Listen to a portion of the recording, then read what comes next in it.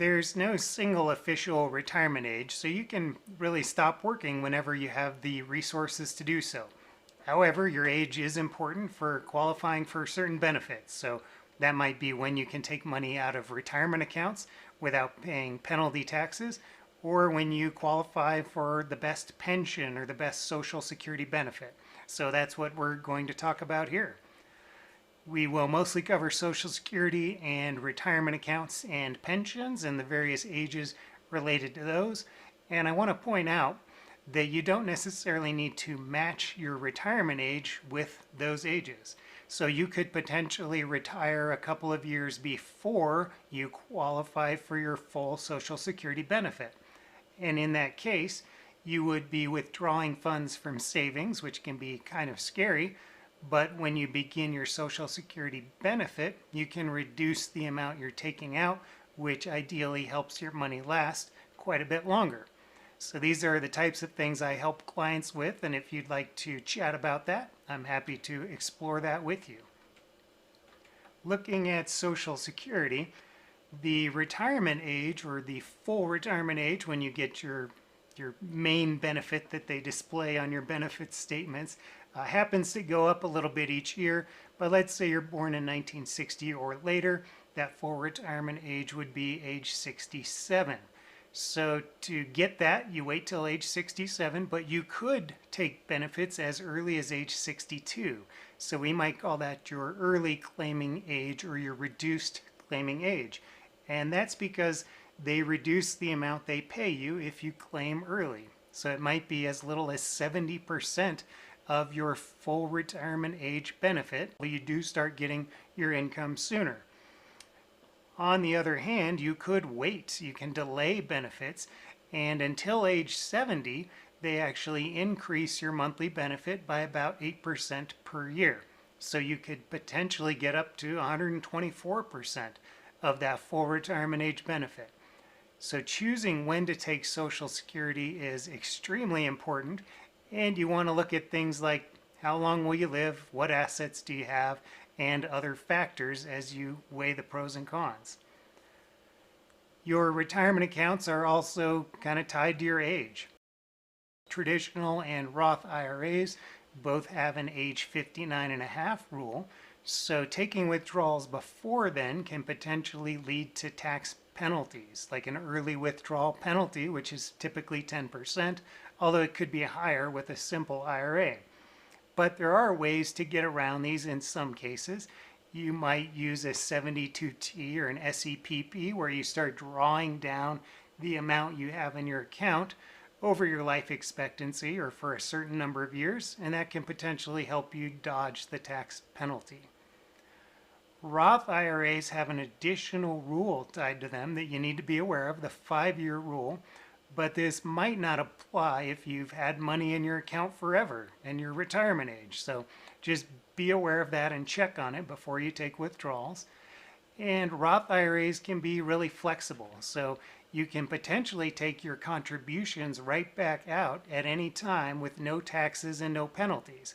So that would apply to your regular annual contributions, not necessarily the earnings on top of them, but those regular annual contributions of $6,000, for example, might be able to come right out.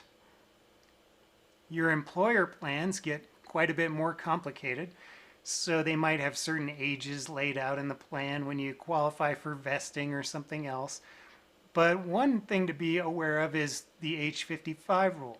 So if you stop working for an employer at age 55 or later, you may be able to take withdrawals from that plan without an early withdrawal penalty. So that could be helpful in that period, that little window between age 55 and age 59 and a half. So you want to try and avoid those penalties.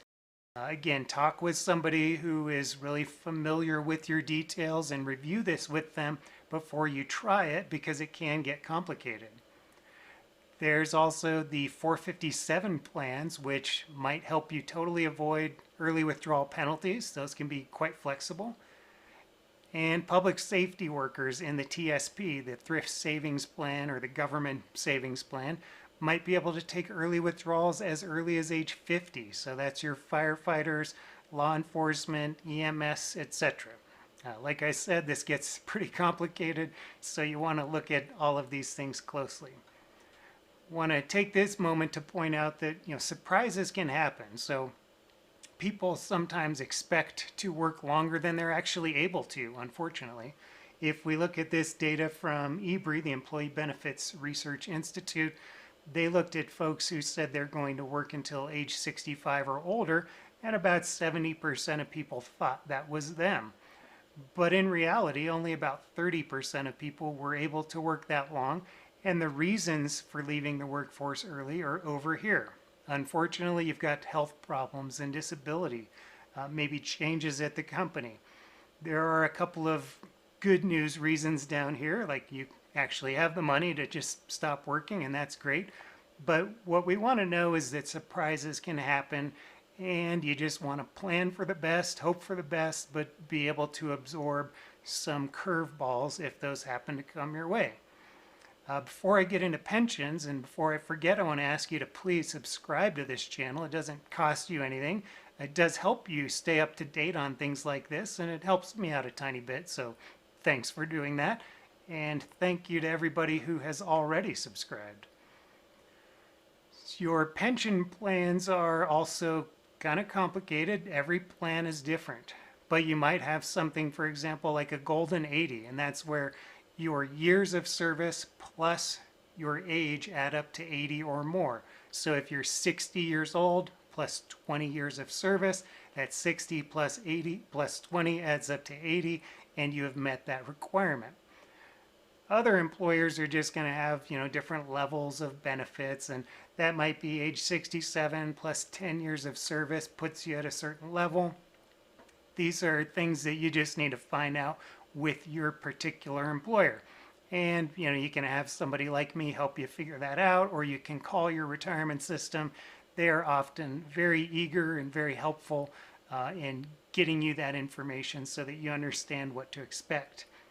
And you might also be able to purchase years of service. So if you have extra funds available, but you haven't met the years of service requirement, you can maybe buy a couple of years, and that helps you get into your retirement income earlier than you otherwise might qualify for. So I'm going to put a link in the description of that Social Security website. You can go directly there and get more details on that. There are some handy calculators. And I want to remind you again that there are all these different ages, and it gets pretty complicated, but you don't necessarily have to match your retirement date with those ages if you're not ready to retire. So I hope this has all been helpful, and have a good day.